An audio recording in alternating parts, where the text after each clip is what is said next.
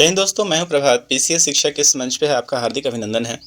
इस वीडियो के पहले हमने दृष्टि निरंतर का जो दूसरा वीडियो डाला था, उसमें कुछ खबरें जो नेशनल इन डेप्थ थी वो रह गई थी और उनमें से लगभग 3 खबरों के बारे में हम लोगों ने चर्चा कर लिया था। अभी यहाँ पे 3 न्यूज़ और भी हैं जो डेप्थ में हैं, उसको बचा हुआ है। तो आइए उसके ऊपर जल्दी से चर्चा कर लेते हैं ताकि ये जो नेशनल वाला सेगमेंट है ये आपका इन डेप्थ और वन लाइनर दोनों ही समाप्त हो जाए।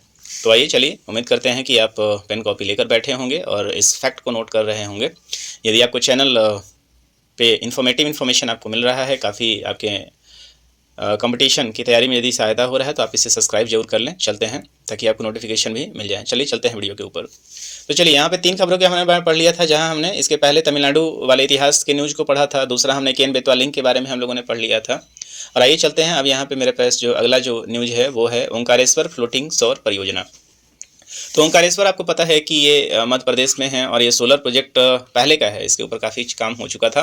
तो 25 दिसंबर 2024 एमपी में 25 दिसंबर 2024 को प्रधानमंत्री के द्वारा ओंकारेश्वर फ्लोटिंग सौर परियोजना floating Omkareshwar floating solar project का उद्घाटन किया गया। भारत सरकार ने विद्युत मंत्रालय के नियंत्रणाधीन एक नवरत्न कंपनी, जिसको हम लोग SJVN के नाम से जाते हैं, सतलुज जो है इसको ये डील करती है लिमिटेड, ने इस परियोजना को सफलतापूर्वक वो चालू कर दिया है। तो मतलब ये है कि भारत का जो सबसे बड़ा सोलर पावर प्रोजेक्ट है, फ्लोटिंग सोलर पावर प्रोजेक्ट, अब वो क्या है, स्टार्ट हो चुका है। ओंकारेश्वर फ्लोटिंग सौर परियोजना मध्य प्रदेश के खंडवा जिले में स्थित है और ओंकारेश्वर फ्लोटिंग सोलर पार्क यहाँ पे क्या है आपका स्थित है। तो मध्य प्रदेश का जो ये ओंकारेश्वर फ्लोटिंग है ये कहाँ पे है, तो मध्य प्रदेश के खंडवा जिले में है। इसकी जो क्षमता होगी, परियोजना की जो कुल क्षमता है वो कितना है, 90 मेगावाट है। इस बात को आप याद रखेंगे। जो ओंकारेश्वर फ्लोटिंग सौर परियोजना की क्षमता जो है वो 90 मेगावाट है और यह परियोजना मध्य प्रदेश और उत्तर भारत की सबसे बड़ी फ्लोटिंग परियोजना है। तो आपको ये भी याद रखना पड़ेगा कि MP मतलब मध्य भारत और उत्तर भारत की ये सबसे बड़ी क्या है, बड़ी परियोजना है। इस परियोजना के फलस्वरूप कार्बन उत्सर्जनों में कटौती होगी। भारत अपने नेट जीरो के लक्ष्यों की तरफ बढ़ रहा है। आपको याद होगा कि 2070 तक भारत ने अपने नेट जीरो का लक्ष्य रखा हुआ है और लगातार भारत रिन्यूएबल एनर्जी की तरफ लगातार काम कर रहा है। तो इसी क्षेत्र में ये काफ़ी इम्पॉर्टेंट पहल है। यह परियोजना 2070 तक शुद्ध शून्य कार्बन उत्सर्जन, नेट जीरो कार्बन एमिशन के केंद्र सरकार के लक्ष्य के प्रति भी योगदान करेगी। यह परियोजना जल वाष्पीकरण, दैट इज वाटर इवेपोरेशन को कम करके जल संरक्षण में मदद करेगी। ये कैसे होता है, तो जो आपका रिवर है, रिवर के ऊपर जो सरफेस रहता है, इसके ऊपर आपको पता है कि इवेपोरेशन की जो प्रक्रिया है वो लगातार ही चलती रहती है। इसके ऊपर यदि फ्लोटिंग सोलर सेल लगा दिया जाएगा तो जो इवेपोरेशन जो सनलाइट के सीधे ही प्रभाव से पड़ता है, सीधे ही आता है और वो अब रुक जाएगी या कम हो जाएगी। रुकेगी तो नहीं, खैर कम हो सकती है और इसके कारण जो है वो सरकार इवेपोरेशन मतलब यहाँ से क्या है, नदी की बूंदें भी सुरक्षित हो जाएंगी। तो 2 काम यहाँ पे हो रहा है। एक तो जल के वाष्पीकरण की प्रक्रिया को भी बंद कर दिया जाएगा और दूसरा इसके साथ ही साथ यहाँ पे क्या हो जाएगा, इलेक्ट्रिसिटी का भी निर्माण होगा, जो कि क्या है, कार्बन एमिशन लेस होगा। यहाँ से किसी तरह का कार्बन का उत्सर्जन नहीं होगा। उल्लेखनीय है कि Omkareshwar floating solar park Bharat में स्थित सबसे बड़ा सोलर पार्क है। तो मतलब जिस समय ये वीडियो रिकॉर्ड हो रहा है 2025 का समय चल रहा है, मार्च का ये महीना है, तो इस महीने तक जो भी हमारे पास सोलर प्लांट फंक्शनल हैं, फ्लोटिंग सोलर पार्क है, उसमें ओंकारेश्वर, मध्य प्रदेश का ये ओंकारेश्वर है, वो अभी तक का सबसे बड़ा है, जिसकी क्षमता जो है वो इस पार्क की जो कुल क्षमता है वो कितना है, 600 मेगावाट है। इस बात को भी आप याद रखेंगे। चलिए अगले न्यूज़ की तरफ चलते हैं और एक बहुत ही शानदार जो है वो न्यूज़ आपके सामने आ रहा है और ये है जलवाहक अंतर्देशीय जलमार्ग कार्गो संवर्धन योजना। अभी हाल फिलहाल में आपने एक न्यूज़ देखा होगा जहां पे आप केंद्रीय मंत्री सर्बानंद सोनोवाल को देखा होगा और ये जो एक पहल चला है जिसको हम लोग क्या नाम दे रहे हैं, जलवाहक। और ये क्या है, तो जिस तरीके से हम लोग 2 नदियों को जोड़ रहे थे, है ना, भारत में अभी आप देखेंगे कि पॉपुलेशन भारत का सबसे बड़ा है और वैसे क्षेत्र में जो ट्रांसपोर्टेशन होता है उसका जो सबसे प्रमुख जो मार्ग है वो क्या है आपका, अभी तत्काल जो है वो बसेज हैं, मतलब रोड का इस्तेमाल किया जाता है। रोड के साथ साथ इस रोड पे आप ट्रेन का ज़्यादा इस्तेमाल करते हैं और बसों का ज़्यादा इस्तेमाल करते हैं। एयरवे भी अच्छे तरीके से चल रहा है, लेकिन भारत में इतनी सारी नदियां हैं, बावजूद उसके नदियों का बहुत ज़्यादा प्रयोग नहीं किया जा रहा है। यदि इन नदियों से हम लोग वाटर वे का ज़्यादातर इस्तेमाल करना शुरू कर जाएँ तो ट्रांसपोर्टेशन सस्ता भी होगा और दूसरा चीज़ ये है कि जो अभी रोड और ट्रेन के ऊपर जो अभी लोड है वो कम भी होगा। खासकर जो मालों की ढुलाई के लिए इसका बहुत ही बेहतरीन ढंग से इस्तेमाल किया जा सकता है और साथ ही साथ जो नॉर्थ ईस्ट का जो एरिया है उसके लिए कनेक्टिविटी का भी एक मेन साधन बन सकता है। तो उसी से संबंधित सरकार अभी इस योजना को लेकर आई है जिसको जलवाहक कहा जा रहा है और ये क्या है, इनलैंड वाटर वे है। आइए समझते हैं भारत में नदियों, नहरों, अप्रवाही जल दैट इज बैक वाटर और खाड़ियों के रूप में अंतर्देशीय जलमार्ग इनलैंड वाटरवेज का एक व्यापक नेटवर्क जो है वो विद्यमान है। भारत में माल ढुलाई के लिए जल मार्गों का उतना प्रयोग नहीं हो पाया है जितना कि अन्य देश या क्षेत्रों जैसे अमेरिका, चीन और यूरोपीय संघ में होता है। तो ये हिस्सा जो है अभी तक क्या है, भारत के लिए जो है ब्लैंक बना हुआ है। यहाँ बस हमारे यहाँ जितनी भी नदियाँ हैं उसका बहुत ज़्यादा कोई प्रयोग नहीं हो रहा है। वर्तमान में भारत एक असंतुलित लॉजिस्टिक परिदृश्य लॉजिस्टिक लैंडस्केप का सामना कर रहा है। मतलब यहाँ पे जो माल ढुलाई है उसमें काफ़ी ज़्यादा देरी होती है और देरी होने का सबसे बड़ा जो कारण है कि यहाँ प्रमुख जो मार्ग है उसका प्रयोग नहीं किया जाता है और खासकर वाटर यूज का तो लगभग negligible and you will be no to sir, आप जानने के आश्चर्य होंगे केवल 2% ही इसका इस्तेमाल होता है। तो जिसमें माल परिवहन के लिए सड़कों एवं रेल नेटवर्क पर काफ़ी आधारित है। तो यही कारण है कि ट्रेन और सड़क जो है यहाँ पे आप कॉस्टिंग भी ज़्यादा आपको देखने को मिलता है। भारत में समग्र माल ढुलाई में अंतर्देशीय जल परिवहन that is IWT inland water transport की हिस्सेदारी केवल 2% है। तो ट्रांसपोर्टेशन से यदि आपके मेंस में यदि सवाल आता है तो इस मुद्दा को यदि आपने हाईलाइट कर दिया कि यदि हम लोग इनलैंड वाटर ट्रांसपोर्ट का यदि यूज कर लें इसका, जिसका प्रयोग अभी केवल 2% हो रहा है, तो भारत बहुत बड़ी समस्या से क्या है उबर जाएगा।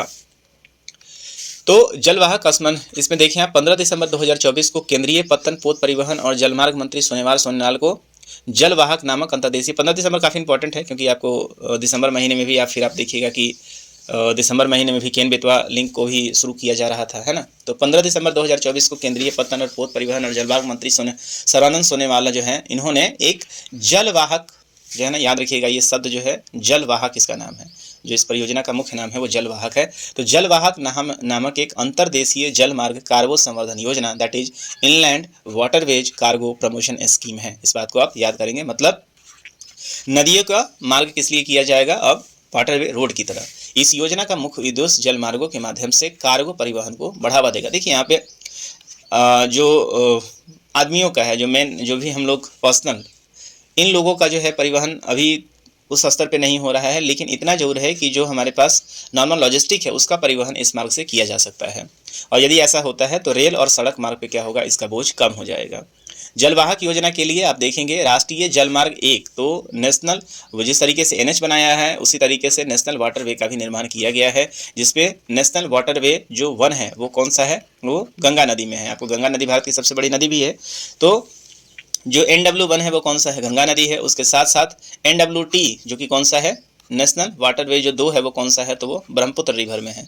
तो ब्रह्मपुत्र नदी और राष्ट्रीय जलमार्ग 16 NW16 जो कि कहाँ है, बराक नदी पे है। तो इन तीनों का इस्तेमाल किया जाएगा। इसके माध्यम से लंबी दूरी के कार्गो परिवहन को प्रोत्साहित करेगी। तो ये लंबी नदियाँ हैं और इस माध्यम से क्या होगा, अब ट्रांसपोर्टेशन होगा। और खासकर ये सबसे ज़्यादा जरूरी आपका किसके लिए है, तो ये नॉर्थ ईस्ट को कनेक्ट करने में काफ़ी इंपॉर्टेंट साबित होगा। इस योजना के अंतर्गत कार्गो मालिकों द्वारा अंतर्देशीय जलमार्ग परिवहन क्षेत्र के उपयोग को बढ़ावा देने के लिए 35% तक प्रोत्साहन प्रदान करने का प्रावधान किया जा रहा है। एक बार फिर से इस चीज़ को देखें कि इस योजना के अंतर्गत जो कार्गो ऑनर्स हैं, जो कार्गो भेजते हैं, वो ऑनर यदि नेशनल वाटरवे का इस्तेमाल करते हैं इस उपयोग को बढ़ावा देने के लिए, तो सरकार 35% तक इंसेंटिव प्रदान करेगी। तो यही जो प्रमोशन है, प्रमोशन क्या नाम कहा जा रहा है, जलवाहक कहा जा रहा है। तो जलमार्ग यात्रा करने वाले कुल वास्तविक परिचालन व्यय जो है, टोटल एक्चुअल ऑपरेटिंग एक्सपेंडिचर का 35% राशि वित्तीय प्रोत्साहन के रूप में दिया जाएगा। ऐसे वित्तीय प्रोत्साहन जल मार्गों पर केवल लंबी दूरी की यात्राओं पे दिया जाएगा जिसकी लंबाई जो है कम से कम 300 किलोमीटर से आपका ज़्यादा होना चाहिए। यह योजना ऐसे कार्गो मालिकों को सीधे प्रोत्साहन प्रदान करेगी जो रेल सड़क मार्ग के स्थान पर अंतर्देशीय जलमार्ग परिवहन के माध्यम से अपने कार्गो का स्थानांतरण करेंगे। मतलब ऐसे मालिक जो अपने लिए रेल और ट्रेन, इन रेल और बसों के जगह किसका इस्तेमाल करेंगे, तो वो अंतर्देशीय जलमार्ग का इस्तेमाल करते हैं। और यदि उसकी लंबाई 300 किलोमीटर से ज़्यादा है तो वैसे मालिकों को 35% तक का इंसेंटिव सरकार के द्वारा प्रदान किया जाएगा। मतलब 35% का छूट मिलेगा। इस योजना के अंतर्गत इंडो बांग्लादेश प्रोटोकॉल, क्योंकि आपको पता है कि ये वाला हिस्सा जो है बेसिकली बांग्लादेश है और ये हमारा कौन सा नॉर्थ ईस्ट है, और ये पूरा पता है आपको कि गंगा ब्रह्मपुत्र का जो है वो डेल्टा है। तो इस चीज़ के लिए पाकिस्तान के साथ बांग्लादेश के साथ भी जो है वो प्रोटोकॉल शामिल है। तो इंडो बांग्लादेश प्रोटोकॉल मार्ग के माध्यम से NW1, NW2 और NW16 पर कार्गो परिवहन के लिए अनुसूचित सेवाओं की शुरुआत करने का प्रावधान है। इस परिपक्ष में 15 दिसंबर 2024 को GR जेटी कोलकाता, मतलब ये एक शिप है जिसका नाम क्या है, GR जेटी कोलकाता। तो तो इसका शुरुआत किया गया है। राष्ट्रीय जलमार्ग 1 और 2 पर अनुसूचित सेवाओं की शुरुआत की गई है। केंद्रीय मंत्री के द्वारा GR जेट्टी कोलकाता से MV AAI-1 ये जहाज का नाम है, MV होमी भाभा और MV त्रिशूल, ये 3 ऐसे जहाज हैं जो इसके अंतर्गत क्या है, ये कार्गो बेसिकली क्या है, कार्गो पोत हैं। ये जिस तरीके से कार्गो एयरक्राफ्ट होते हैं उसी तरीके से ट्रेन पे आप देखेंगे, माल ट्रेन को देखेंगे, उसी तरीके से ये क्या है, कार्गो जो है वो शिप है। These are the cargo ships, MV AAI, MV Homi Bhabha और MV त्रिशूल। क्वेश्चन पूछ सकता है कि ये क्या है, तो ये सारे के सारे क्या हैं, कार्गो शिप हैं। इसको हरी झंडी दिखाई गई। कोलकाता से प्रारंभ हुई नियमित अनुसूचित माल ढुलाई सेवा एवं निर्धारित समय सीमा के भीतर माल का परिवहन और वितरण जो है ये सुनिश्चित करेगी। तो इस कार्गो की नियमित आवाजाही के लिए राष्ट्रीय जलमार्ग की तैयारी के बारे में उपयोगकर्ताओं के बीच में विश्वास भी उत्पन्न होगा। साथ ही साथ कार्गो परिवहन के लिए एक व्यवहारिक, किफ़ायती और पर्यावरणीय रूप से उत्तरदायी विकल्प के रूप में भी। तो यदि वाटरवे का होगा तो बहुत हद तक प्रदूषण भी मेनलैंड से कम हो जाएगा। और प्रारंभ में जलवाहक योजना को 3 वर्षों की अवधि के लिए जो है वो मान्य किया जाएगा। मतलब इस योजना के अंदर यदि आप क्रक्स को देखें तो 35% क्या कर रही है सरकार, इंसेंटिव दे रही है। और किसके लिए इंसेंटिव दे रही है, तो वैसे कार्गो ऑनर्स जो ट्रांसफ़र करते हैं वो यदि ट्रेन और बसों के जगह पे यदि ये इंटर वाटरवे का इस्तेमाल करें और वो भी 300 किलोमीटर से ज़्यादा होना चाहिए, तो वो क्या है, उस पर 35% का जो है वो इंसेंटिव मिलेगा। और ये पूरी योजना जो है अभी सरकार के लिए केवल 3 वर्षों के लिए शुरू की गई है, संभव है। और इसकी शुरुआत कब की गई है, तो याद रखिएगा 15 दिसंबर 2024 को इसको इनोग्रेट किया गया है। तो ये स्कीम क्या था, ये जलवाहक है। उम्मीद करते हैं कि आपको ये पूरा का पूरा स्कीम समझ में आया होगा और ये निश्चित रूप से ये आने वाले एग्जामिनेशन का हिस्सा बनेगा। इसके अंतर्गत आप देखें कि क्या किया जा सकता है। तो 2013-14 में राष्ट्रीय जलमार्गों के माध्यम से परिवहन के लिए कार्गो की कुल मात्रा जो थी केवल 18.07 मिलियन मीट्रिक टन थी। अब आप देखेंगे 2023-24 में ये 132 हो गया है। मतलब सरकार इसके ऊपर काम कर रही है। 700% का वृद्धि दर्ज किया गया है।